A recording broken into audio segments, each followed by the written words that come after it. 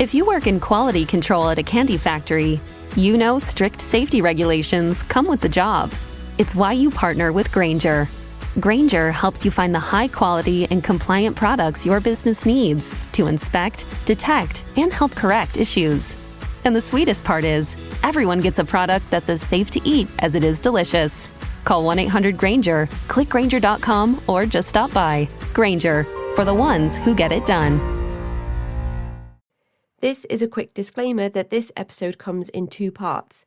This is part 2, but part 1 is available to listen to right now.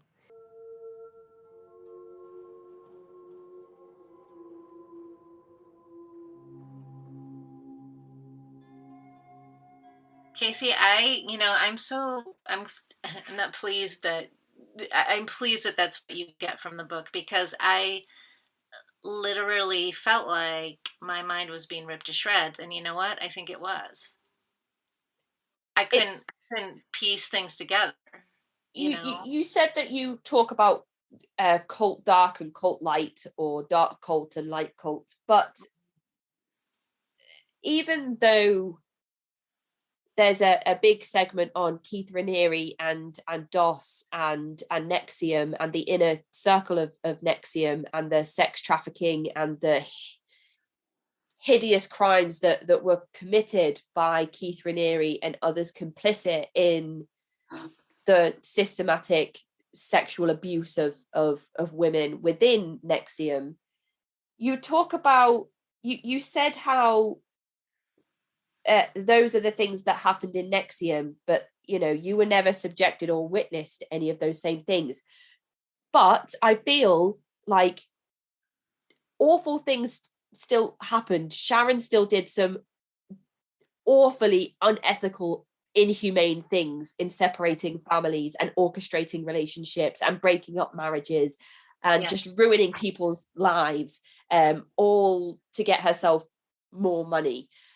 But if leadership in your group had wanted to succeed in the same things that Keith Raniere had done, the tactics were exactly the same. So they could have still achieved what was happening at NXIVM or something similar to that.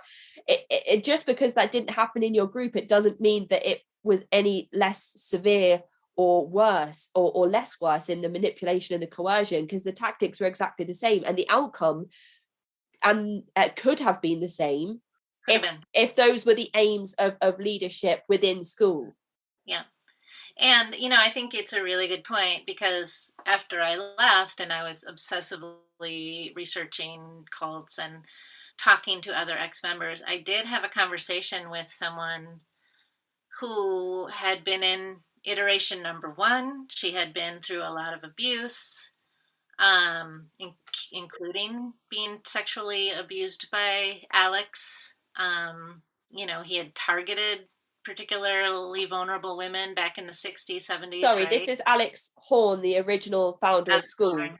Yeah. Okay, because we talked about a stage writer or script writer founding the group, but we didn't name him earlier. So Alex Horn, husband of Sharon, who became the matriarch of school. Yeah. Okay. Yeah, and she said to me, these things are probably still happening. And I was like, they could have been, It just so happened that I was in Boston and I had a particular experience. I don't know what goes on in the inner circles. They didn't move me up the ranks, I think honestly, again, that there were some people that were really obviously all in, and that wasn't me, Mm-hmm. So I don't know how bad it got. I have no idea, but I do know that psychologically I was destroyed. Not destroyed totally, but I couldn't function. And even if you were to become privy or to witness that those things were happening, who's to say what your reaction would have been because of the psychological condition that you found yourself in at that time? Right. Yeah.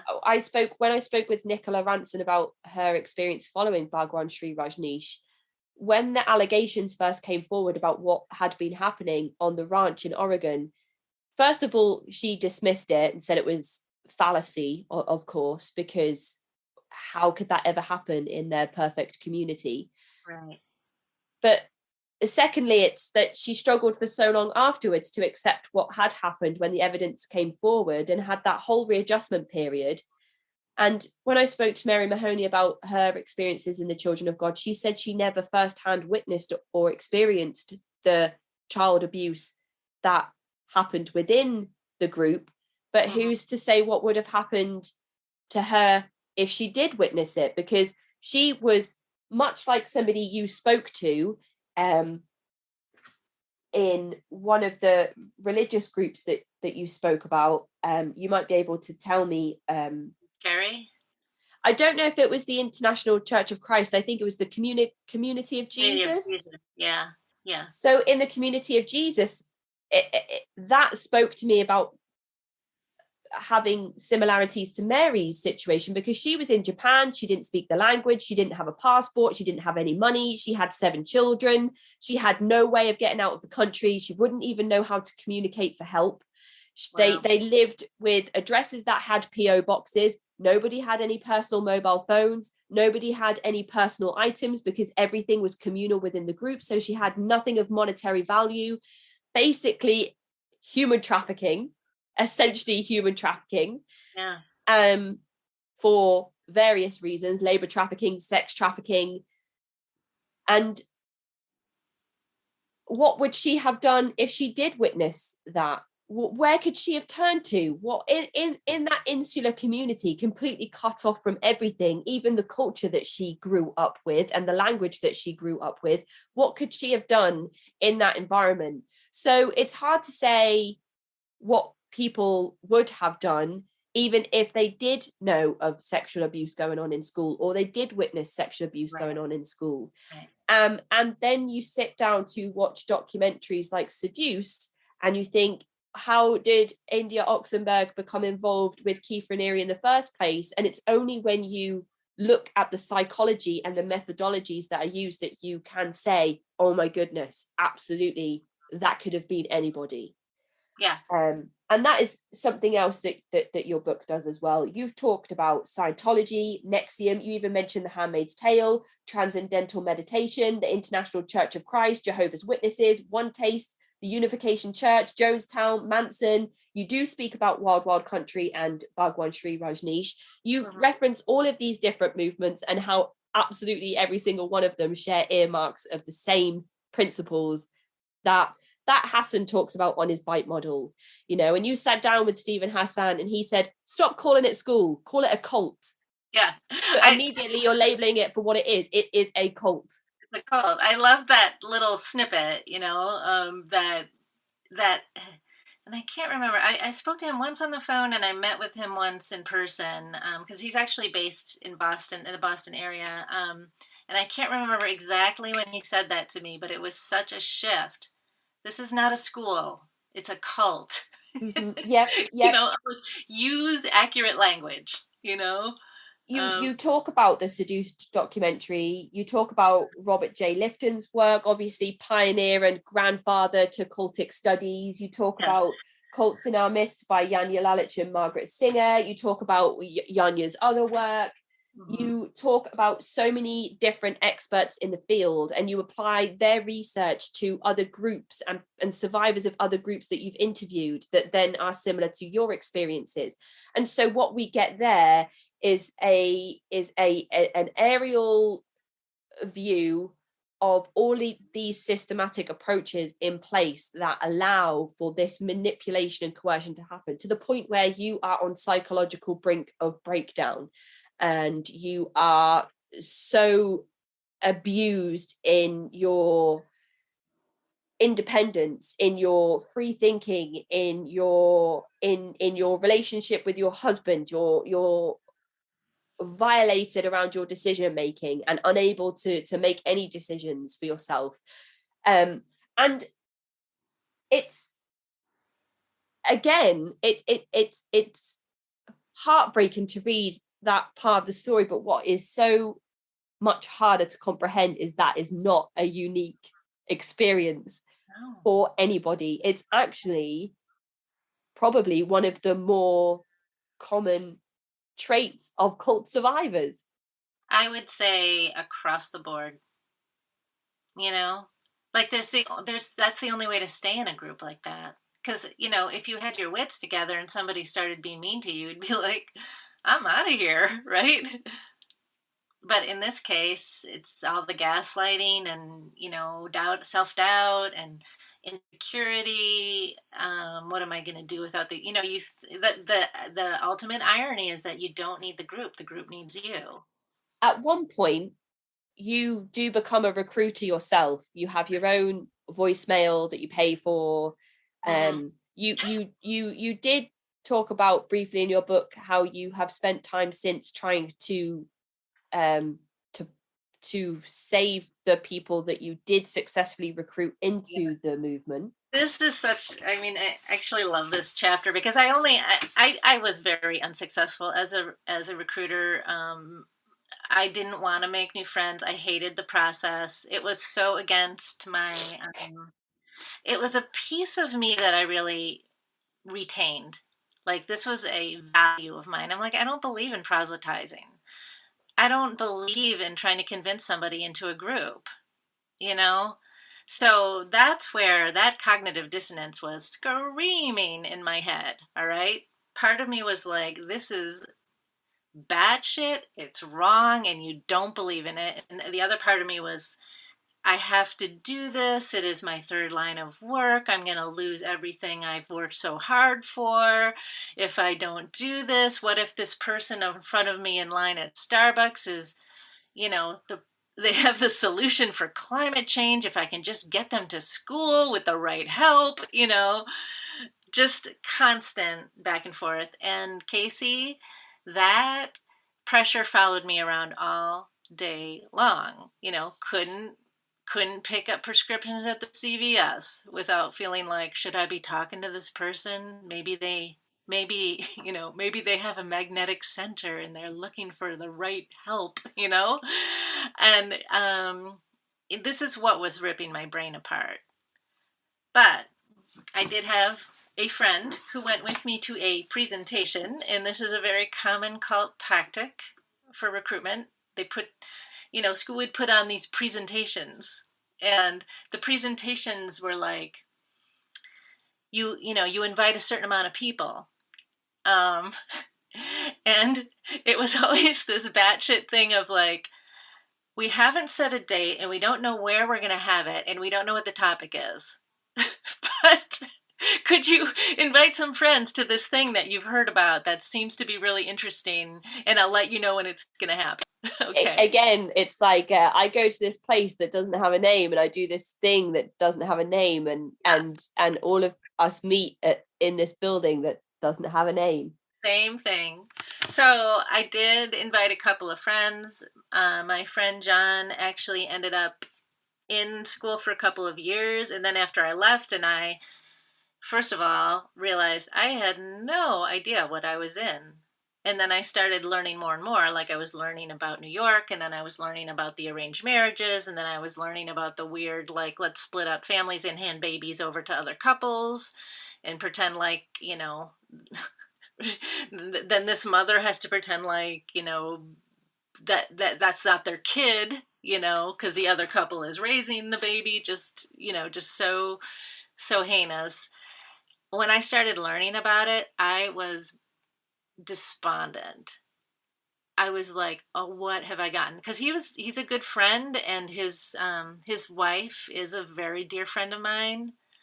And so I was obsessed with getting him out. And I started to notice that even though I was, what is called a disgruntled ex-student, you can't leave these groups. Once you leave, you're like the Antichrist, right? I have this written here. You talked about Jehovah's Witnesses using bad association and Scientology using suppressive person.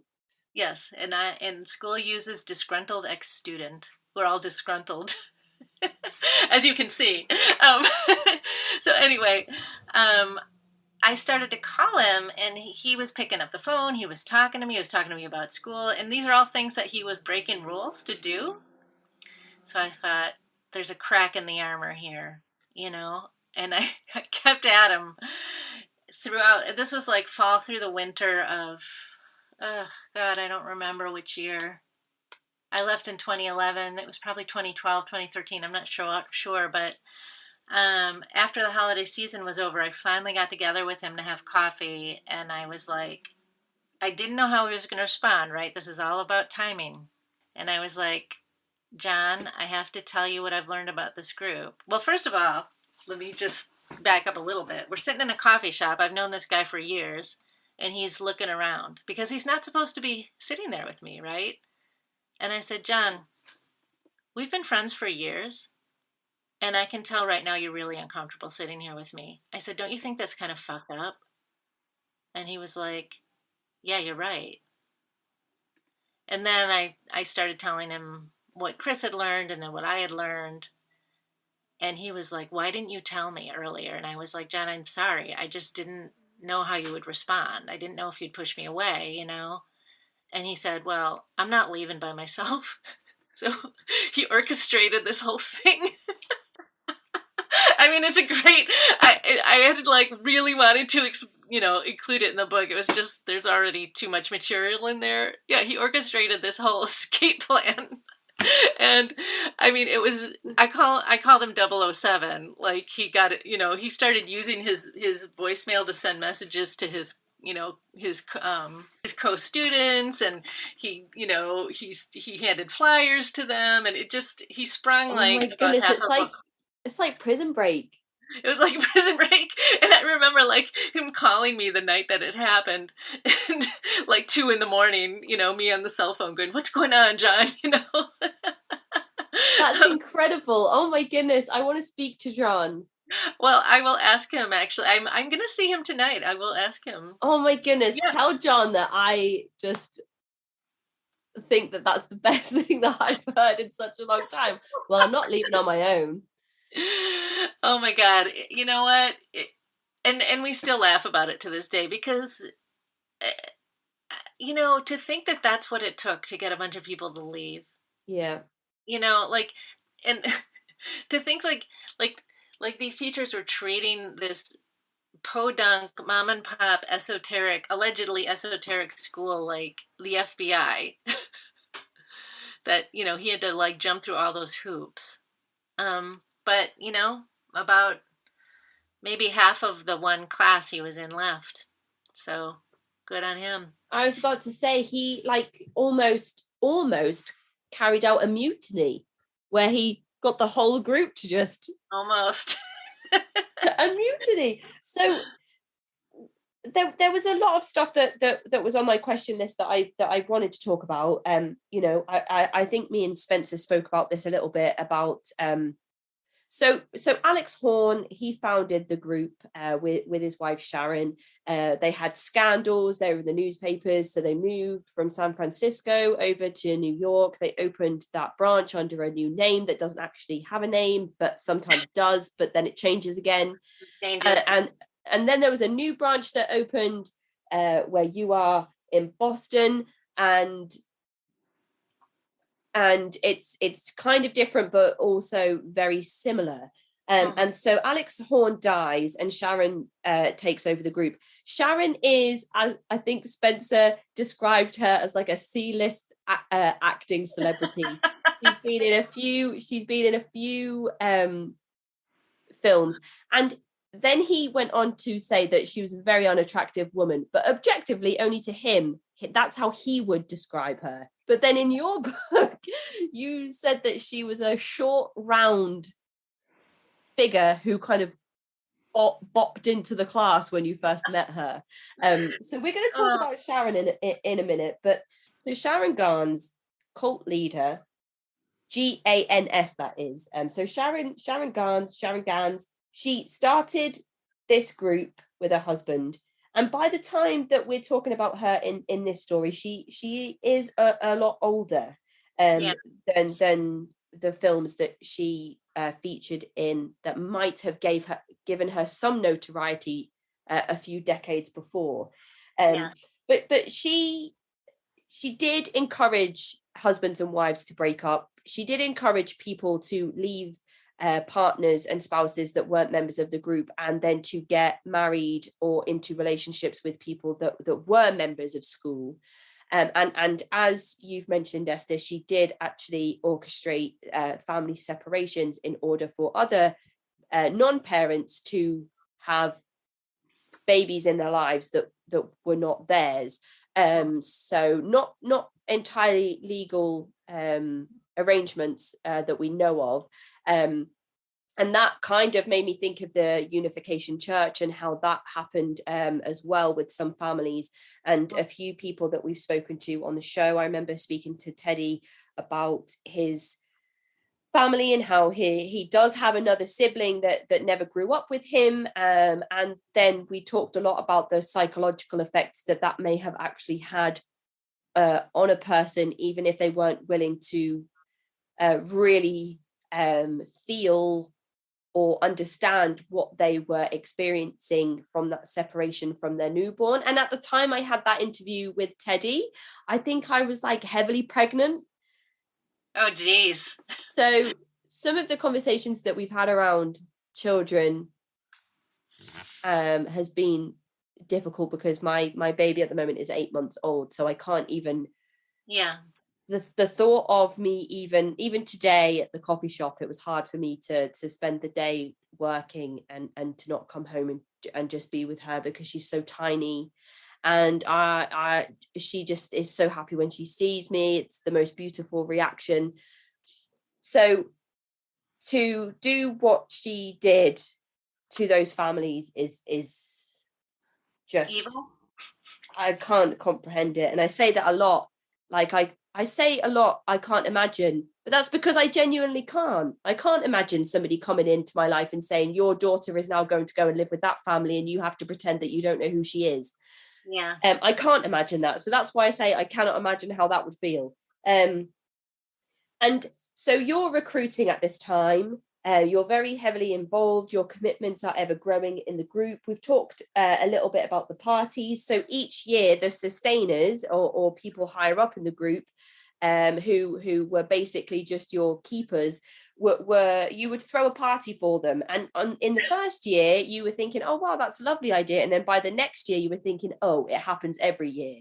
And actually, it seems fun at the time, but then you realize that it serves another purpose, which is actually just for you to spend all of your time party planning and going out to buy things and making things and cooking things and tasting certain dishes. And you have to do this and you have to do this. And then it translates over to holiday periods. So you're now recruiting, and now Christmases and Thanksgiving and all of this stuff is around the group. And then in walks Sharon. All right. So you have Robert as the kind of leadership of or leader of your specific group, and to your knowledge, there's no one that is kind of giving him instructions or giving him orders or telling him how to lead the group. There's no separate corporate headquarters that you're aware of, but all of a sudden everybody's acting really strange. Everybody's a bit fidgety and on edge. And then in walks this really eccentric looking woman, and you don't know who she is, and you don't realize her significance to school at that time. So just talk us through everything, Sharon. Okay. So, yes, go to class, notice people are acting really strange, a lot of scurrying around, a lot of whispering. I'm like, something feels weird. And, we get ready to start the class, which means teachers up front, students at their seats quietly waiting. And suddenly Robert bursts through the door with this short, round, redheaded lady on his arm. He's like beaming at her. He's looking at, it was so weird for me because I was like, I've never seen Robert act like this. He's looking at her like, I adore you. And she like had what I remember is a lot of makeup and flowy scarves, and she's kind of she's kind of a large woman and round, and he's escorting her to the front of the room, and he kind of deposits her in this chair, like this cushy chair that had been dragged to the front of the room. And I'm this was, I was fairly new. I mean, maybe a few months in, 3 months, 4 months into being in school. And he turned around and he swept his arm like a ringmaster, like that. And he goes, ask your questions. So I was like, okay, who is this person? So that's kind of like a miscommunication on his part, because he understands her significance, but nobody else does. So he's like, well, introducing dot. Yeah, and I mean, other people in the room did understand her significance because they were older students. So I don't actually didn't know who knew who she was and who didn't. Like, it was never clear, but people who did understand her significance would stood up and waited for her to call on them and asked, for help, or told her about their aim. And I was like, honestly, I was completely befuddled. I was like, first of all, why are we asking her questions? And secondly, her responses sounded like complete word salad to me. I was like, who is this mental patient? I mean, I know that's not the PC thing to say, but that is honestly what was going through my mind, and everyone was doing it with such reverence. And then comes the yoga moment, where this woman gets up to talk about something, and she talks about doing yoga, and there's this back and forth with her and Sharon, and so the student says, I've been practicing yoga, blah, blah, blah. Sharon says something like, yes, I practice yoga too, which was a little hard to believe, but okay.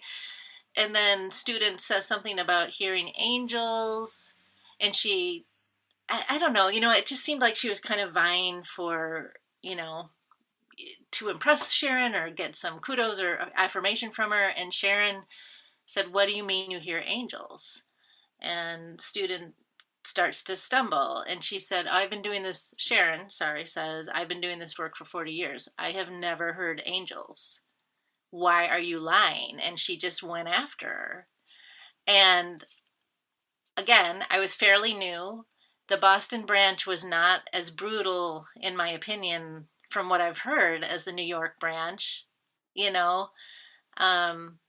and then, after kind of a tirade ripping into this woman, she says, why don't you just leave? And, this woman picked up her stuff, did the walk of shame, and went out the front, went out the door. And then another student, I don't remember if I say this in the book, but another student got up and said, I'm leaving too. Yeah, you do. And this was something that I had in my notes, was this moment where Sharon attacks Linda is the name of the participant in the book. Of course, that might not be her name in real life, but but there's this moment where you have one of those inner battles at this exact moment, which is something I mentioned earlier on that we would speak to a bit more. Where you almost feel like you have these thoughts and feelings, but you can't convey them openly, and you can't speak to what you actually think or feel, or you're not sure what you think or feel at this moment, because you know that there's something extremely uncomfortable and wrong about what's happened, but also like then you're scared that if you say anything, the reaction will be the same for you, and so you want to avoid that humiliation, that public shame. You don't want to be targeted in a negative way by anybody, no matter who they are within the group, and whether you're aware of her place within the hierarchy or not. It's a moment in the book that kind of seals for the reader the magnitude of what you will endure, despite what you're thinking and what you won't say outwardly. And there are so many times where that happens, but this point in the book specifically was one that almost after it had passed set the standard for what you would then go on to witness and not say anything about.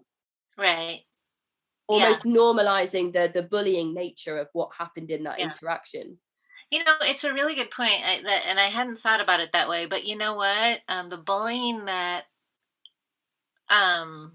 ensued from the Boston branch teachers didn't meet that level, but it still was bullying, but it wasn't. Yeah, I actually have a quote here that says, from your book, that says, Robert was calling my husband a bully while bullying me, and this was too funny to ignore. Yep. So when you went to Robert and said, I'm having marital problems, and he would say, you need to divorce your husband, your reaction is, hang on, he's telling me that my husband's a bully, but he's bullying me into believing that my husband's a bully.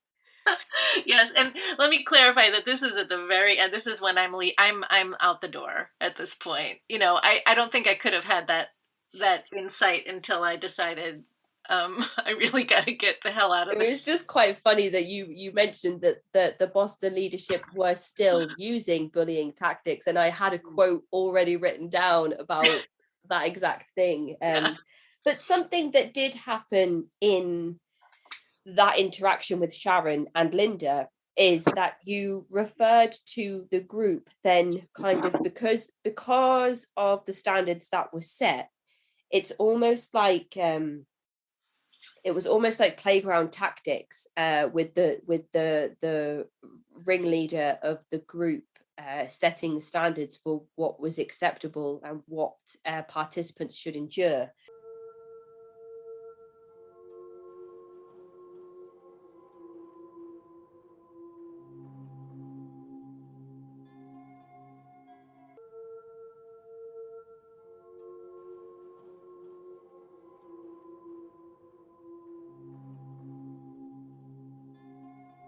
Mm-hmm.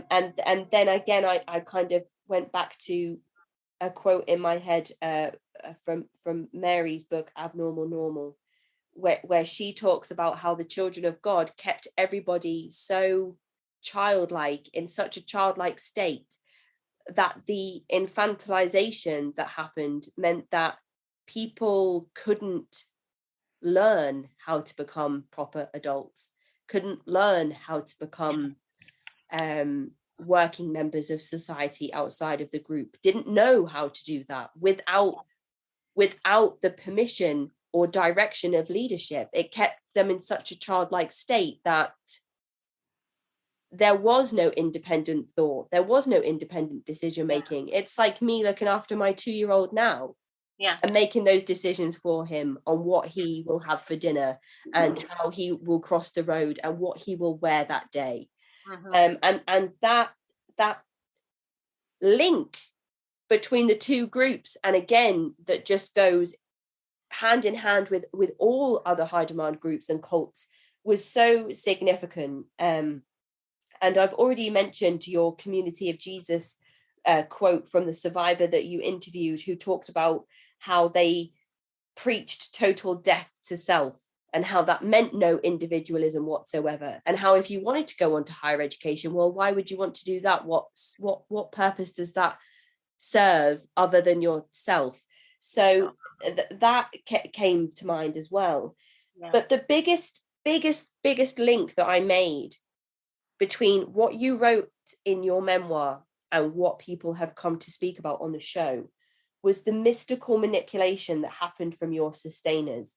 And this is obviously all coming from Sharon and the leadership and the processes that are taught, whether it's on paper or through workshops or on the telephone or from person to person, or passed down from older members to newer members, however it happens in school, or however it's happened in the New York branch to the Boston branch, or however it still happens today.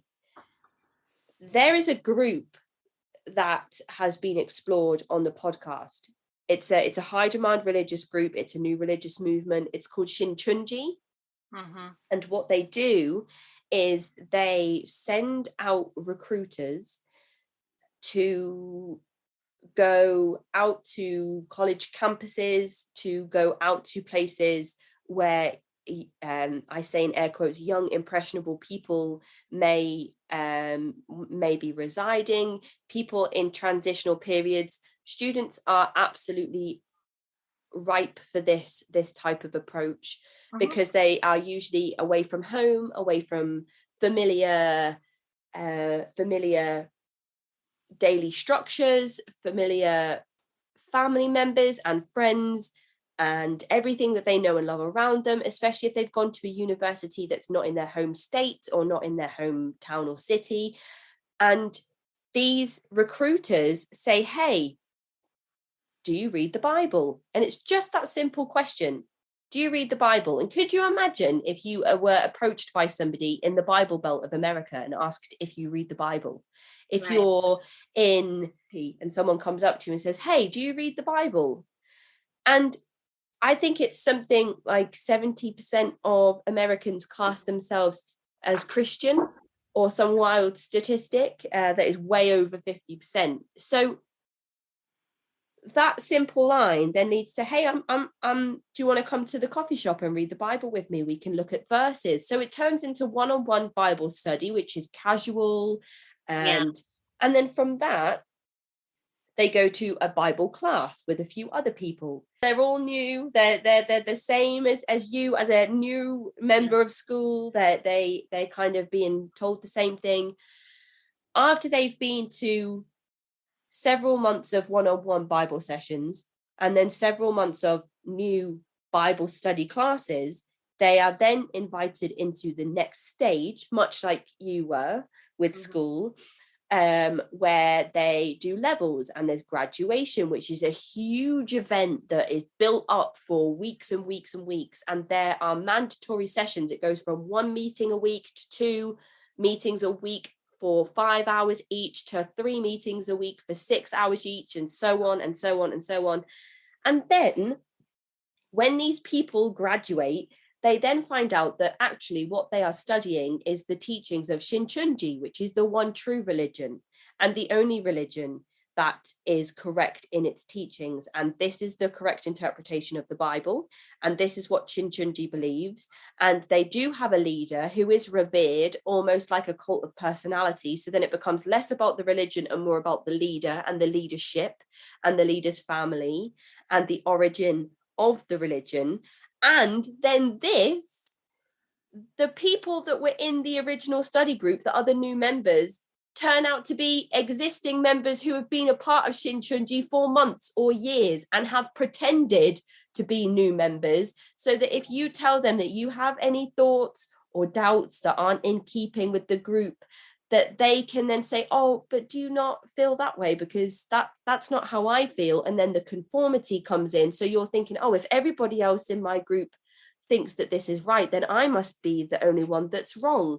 Or from that, they are sharing notes with other people in leadership about things that you're saying and things that you're reporting. And then you find out that leadership and teachers are actually in WhatsApp groups that have your name at the top, where they are collating information on you and they are feeding it back to each other. So when you talked in your book about the mystical manipulation of the sustainers, who come out with these thoughts and feelings that are exactly in keeping with your thoughts and feelings at that time, and you're like, oh my goodness, how did they know that? It's because people like Lisa have gone back to them with the file that they are keeping and saying, Esther is struggling with keeping a job at the moment, or Esther is struggling in this particular employment, or Esther's just had a bad breakup.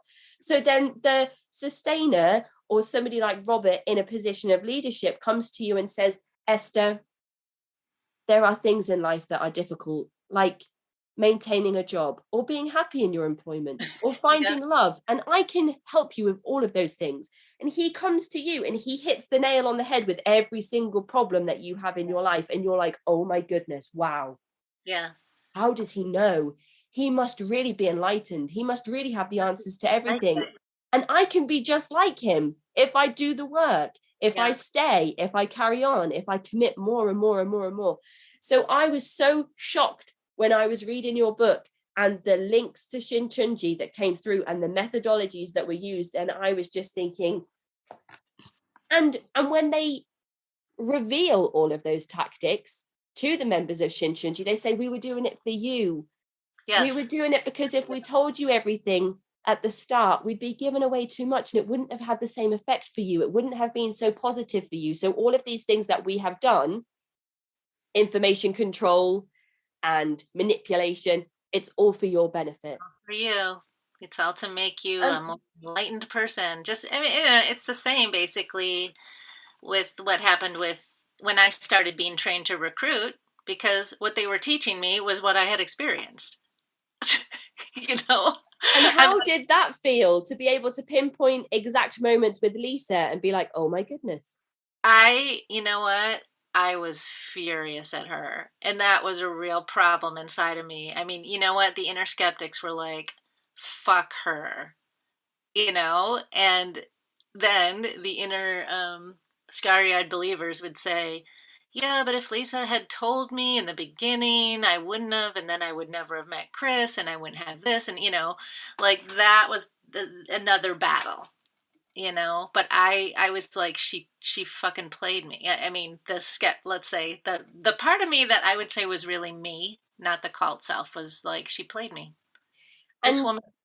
How did your interactions with her change from then on? Did you just carry on as normal, or did you look at her differently and think, what? I didn't see her that much. You know? Well, you know, that's not actually true. I'm sorry. Let me think about this. I don't think they changed that much because the interactions with her were so controlled. I would only see her at recruitment meetings. Like she was kind of training us to recruit. Oh gosh. Okay. Yeah. So that's the only time I was always in the group. At that time, I think, you know, when I was with the other people, the skeptics were on silence. But then I would leave and I'd be furious because I'd go, that's what she did to me. That's so strange to think about, because every single person in that recruitment meeting could have been recruited by her. So she could be looking around at every single one of you and thinking, Very you, and you. Yeah. I recruited all of you. And I wonder if that makes her feel uncomfortable or proud. And then from that, as you said, the moment that you had some distance and some space, you were like, hang on a minute, I'm not happy about what's happened here. Yeah, that's part of the reason why I just felt so ripped apart psychologically, right? Because part of me was justifying it, you know, and feeling like I had to do the same thing for someone else, right? And part of me was like, if she had told me, you know, fill in the blank, if she had told me in the beginning, by the way, you know, 2.5 years in, we're going to expect you to go out and recruit people in the beginning, I would have said, no thanks. I'm not doing that. Especially when a lot of the sunk cost fallacy or a lot of the guilt and shame that causes people to stay in these groups comes from the fact that a lot of the people now involved in the group are people that they themselves have brought in. Yeah. Oh my goodness. What a whirlwind. It was, crazy. And, you know, I think she was a very successful recruiter for a while. So I think, you know, to some extent, she's getting some, you know, status in the group from, you know, just being good at bringing people in. I guess we should mention that the whole point of school really was to feed Sharon's financial needs or financial habits. Yeah. Yeah, her $8 million condo in the Park Plaza Hotel in New York City, her red bathtub that she bought. I don't know. These are stories I've heard, you know. So the $350 a month tuition was all kind of really going into Sharon's pocket as far as we can tell. As far as I know. I think Robert must have gotten paid. I can't imagine he was just doing this out of the, you know, generosity of his heart. But Sharon did pass away recently, I believe. Yeah, was it March last year? I think it was March last year. Yeah, that would make sense because I think I remember Spencer saying that she passed away from COVID and she was in her 70s. So 80s. It's strange that Lisa is still recruiting so hardcore now that the mother of the group? Well, it's a little hard to say, although I have gotten some correspondence through my blog that someone's out recruiting because, a few people have found the blog and been like, oh my God, thank God I didn't sign on to. Yes. Oh, Esther, that's amazing. Yeah. So it's happening. Is it Lisa? I don't know, but the group is still trying. But I have to say, it's hard to say how, it's so secretive. I have no idea what's going on with it. It's hard to say how COVID has impacted this group because when I was in, it was very, very anti-internet, anti-cyber, but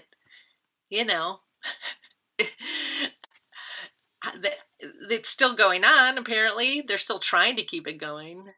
And also what you said in your writing about how Chris had kind of been throwing these little seeds at you, and there were already things that you had considered but maybe hadn't let yourself run with, and then you do get in the car with him and go, and you said that every mile that you put between yourself and Boston was like, and that's not right, and that's not right, and this and this and this and this and this. So actually, yes, how has COVID affected this group?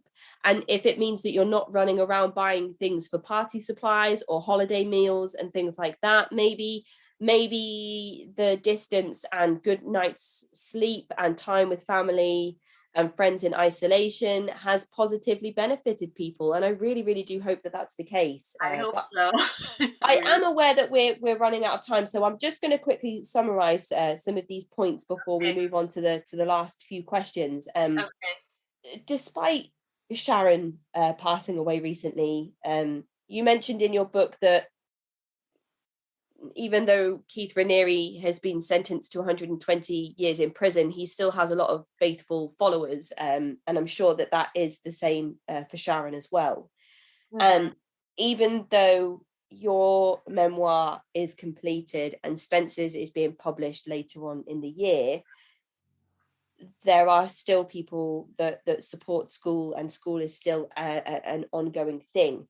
But what was really impactful about your book, as you said, it's in 3 stages. So you've got the kind of recruitment stage, the rebellion stage, and then the life afterwards and the aftermath stage. I did really like the chapter where you summarized in like a fairy tale metaphor, like kids story metaphor, like novella style. So chapter 1, chapter 2, that I really did like that part, and maybe that should be the blurb for the book. The conclusion of your book talks about red flags and green flags in leadership, and things that you should avoid and things that you should look out for from positive leadership. Things like and things that you can do for yourself, like take charge of guilt. Take 10 minutes to feel guilt, even if it's uncomfortable. And if you still feel guilt after those 10 minutes, then maybe you can act on it, but don't impulsively act on guilt. And that might look like offering an extra hour on a Thursday night to the group because they have extra party planning to do. If you feel guilty for saying no, wait 10 minutes. And if you still feel guilty, then ask if they would like your help, or say, actually, I can help you. But if you don't feel guilty after those 10 minutes, like you might do if you have an argument with your spouse or a loved one or a family member or a friend, then maybe there's no reconciliation that needs to happen. So I really, really liked that part of the book that talked about red flags and green flags and things like rejecting, hijacking, and making sure that you surround yourself with people that make you feel empowered and motivated and positive. But when you finally decided to leave the group and Chris came to you with the evidence and you read it and you were like, oh my goodness, what is this? You actually ended up in a legal battle, and this is a consequence of speaking out that I feel a lot of people might be worried about. So what did this legal battle look like? Oh boy, it was so very, very convoluted. The legal battle. I think this is actually really important to talk about because I was extremely lucky. Most people get reamed out legally by cults, right? Um, my blog went up in 2012, and the Boston branch never ever, as far as I know, knew they didn't come after me. I'm pretty sure that somebody was reading it, but at that point, I really didn't care because part of my recovery was like, I'm not keeping your fucking secrets. They're not my problem, you know? They didn't come after me legally. And I thought, you know what? It's going to be really hard to come after me legally because they're so secretive. Like, who's the plaintiff going to be? Robert? You know? I mean, so I felt pretty protected. Esther versus Anonymous. Right, and what are they going to come after me for? I'm telling my story. I'm exercising my free speech in the United States of America, right? This is so hard to explain because it was so convoluted. They were suing another ex-member who had a website and blog. They were hammering this person. It was fucking awful what they did to her. And they tried to rope me into that by accusing me. Like, somebody had posted a comment on my blog, and it's a blog, it was anonymous, I did not know who this person was, right? But I got legal papers from New York, right? No jurisdiction, which is absolutely terrifying. Yeah. Subpoenaing, is that how you say it? Information from me about this person who they were also suing, claiming that, of course, I know who this person is. So they subpoena you and you say, I have no idea. Right. And the shitty thing, really, Casey, is that, again, I got extraordinarily lucky. I have a friend. He's a lawyer. I went to my friend and I said, Mark, I have a crazy story to tell you. And I told him what was going on, and he helped me monitor the back and forth. You can kind of monitor these things online. And when he saw that, he helped me craft a letter to say, look, I live in Boston. I don't know who this person is. He used the legal language, blah, blah, blah. And the judge still wanted me to go to New York and come to some hearing. And so I was like, are you shitting me? You have no jurisdiction over me. The plaintiff, I don't know who she is. Like, she's a complete stranger. If this person, Minerva Taylor, walked by me in the street, I wouldn't know who she was. So, I was so angry that I bet that would have been an interesting conversation. We need you to file these papers in your name and go to court against this person. Yeah. How did that happen? Right? This I'd love person to know. we live in different states. We've never met. And she's accusing me of withholding some information for her meritorious lawsuit against someone else, right? It was really, really batshit. But this is not uncommon with cults, right? And the only reason it didn't become a shit show, that I didn't get hammered the way my friend got hammered, is my friend Mark worked his legal network and found me pro bono counsel from an enormous global firm. And I had the bigger bully on my side. I had this fantastic lawyer who just, nipped it in the bud. In 3 4 That's months. terrifying though, isn't it? A lot of people want to come out and tell their stories, and so they should, because so much abuse goes uncovered or so much abuse goes covered up or unreported or misrepresented, and a lot of these movements. We didn't even talk about your brush with Scientology, which you had. So people will have to read the book to find out more about Esther's other cult brushes. More. Yes, with Scientology, and how Robert was very quick to say, well, that's a cult, which I thought was interesting. They keep their tax exempt status. They get given thousands and thousands and thousands until it turns into millions and then billions of dollars. And people can't come forward and talk about these experiences because they just get taken to court for things like defamation.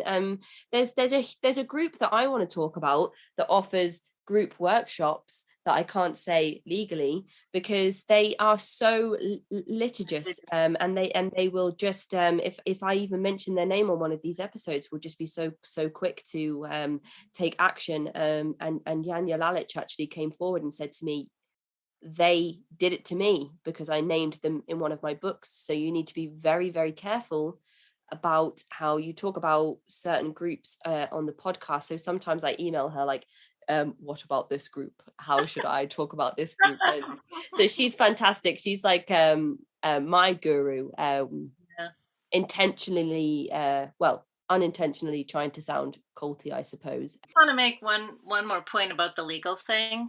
So not only are these groups abusing their members, they're abusing the court system. And, judges like the one that's like, oh, just come to New York, are enabling this. Just come to New York and so you can say, like, I don't know who the fuck you're talking about. The financial and psychological implications that come with being served with legal documents, I again cannot comprehend what it would feel like to be served with actual documents where you think, oh my goodness, I'm being summoned to court, this is going to cost me so much money, I don't have any money, I don't have any support networks, there's nobody that will come to my side and speak out and corroborate my experiences and my story and say she's telling the truth. What am I supposed to do? What am I going to do? It was awful. And that's why I think it's so commendable and brave that people come forward and talk on this show, because being summoned to court or being served legal papers is definitely a ramification or consequence that might come from speaking publicly about some of these groups. For sure. But we are out of time, so I just wanted to summarize that your book that you have given me the opportunity to read was so insightful, it's so impactful in the way that you used your experiences and backed them up with the other testimonies of survivors from other groups, how you referenced cultic studies, resources and professionals that have been in the field for decades, that have done so much work around undue influence and coercion, and how you coined the term yourself, gentle souls. And that spoke to me. I even emailed you to say, oh my goodness, maybe I have a gentle soul, and I feel like you've really seen me, and now I kind of feel a little bit attacked by what you've written in your book, because I don't know if I want to be seen. And for people to understand exactly what I'm saying, they will have to read some of Esther's work. So the manuscript is finished, but it's not in print yet, and as soon as there is an update on the journey of Esther's memoir, I will let you know. But The Gentle Souls Revolution, A Secret Cult, An Open Rebellion, and Life Lessons About Protecting and Honoring Your Gentle Soul was such an informative read for me. And I feel so privileged and honored to have had so much time to read your book, Esther, ahead of other people, and to have had you here on the show today to talk me through your experiences around esoteric cult and the trauma that they inflict on others, and how it expands and relates to everyday situations, other cult-like groups, and how you were able to start your blog and to rally other survivors together, and how you're still making an impact on those survivors' lives every single day. And we didn't cover as much as I wanted to, because I just babble on too much. But thank you so much for your time, Esther. And I really, really hope that you enjoyed the rest of your day. You know what? Let me just also thank you. Thank you, one, for having me, two, for doing this work. It's incredibly important, especially right now. And Casey, I love the way you're bringing in the other interviews and books that you've read and people that you've had on, because for me, the most important thing to say is, and Margaret Singer, if she was alive, she would argue with me on this, but I think these groups are all the same. They all use the same tactics. And when you see John, Yeah. just tell him that I'm really interested in talking about his mutiny. Okay. And that I hope that he listens back to this interview and he feels passionate about speaking out as well. And I really hope that your work continues to inspire and help other survivors. So please enjoy the rest of your day with other survivors of school and Sharon's twisted manipulation of everybody. And I will speak to you soon, Esther. Thank you so much. Thank you so much, Casey. Take care. Take care. Bye. This is the end of part 2.